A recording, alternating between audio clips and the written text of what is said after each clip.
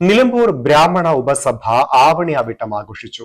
യജുർവേദ ഉപകർമ്മം എന്ന പേരിലും അറിയപ്പെടുന്ന ആവണി അവിട്ടം ദിനത്തിൽ ചാലിയാർ പാറക്കടവിലും വേട്ടക്കരുമകൻ ക്ഷേത്രത്തിലുമാണ് ചടങ്ങുകൾ നടത്തിയത്. വെങ്കിടേശ്വര ശാസ്ത്രികളുടെ കാർമ്മികത്വത്തിൽ വേട്ടയ്ക്കൊരുമകൻ ക്ഷേത്രത്തിലാണ് യജ്ഞം നടന്നത്. ചാലിയാർ പുഴയുടെ തീരത്ത് പാറക്കടവിലും വിവിധ ചടങ്ങുകൾ നടന്നു. മുഴുവൻ ബ്രാഹ്മണ സമൂഹങ്ങളും പങ്കെടുത്തു. ആചാരത്തിൻ്റെ ഭാഗമായി പഴയ യജ്ഞോപവീതം മാറ്റി പുതിയ പൂണുൽ ധരിക്കുന്ന ചടങ്ങാണ് പ്രധാനമായും നടക്കുന്നത്. വേദപഠനത്തിൻ്റെ തുടർച്ചയ്ക്കും ആത്മശുദ്ധിക്കും വേണ്ടിയുള്ള പ്രാർത്ഥനകളും സങ്കല്പങ്ങളും ചടങ്ങിൻ്റെ ഭാഗമായി നടത്തുന്നുണ്ട്.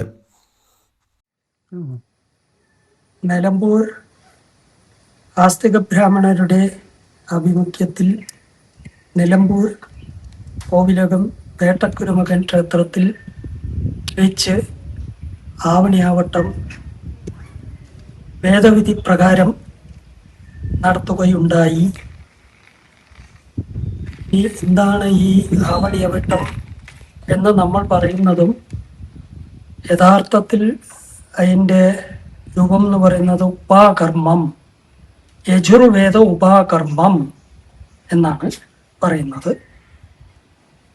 യജുർവേദികൾക്ക് ഒരു ദിവസം ഉപാകർമ്മം, സാമവേദികൾക്ക് വേറൊരു ദിവസം, അങ്ങനെ നിയമപ്രകാരം ഏത് ദിവസം ഈ ഉപാകർമ്മം നടത്തണം എന്ന് പറഞ്ഞിട്ട് ശ്രാവണ മാസത്തിലെ പൗർണമി ദിവസം ആണ് ഉപാകർമ്മമായിട്ട് വെച്ചിരിക്കുന്നത്.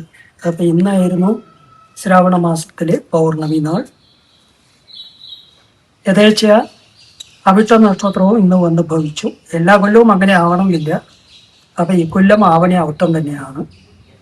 എന്തിനാണ് ഉപാകർമ്മം ചെയ്യുന്നത്?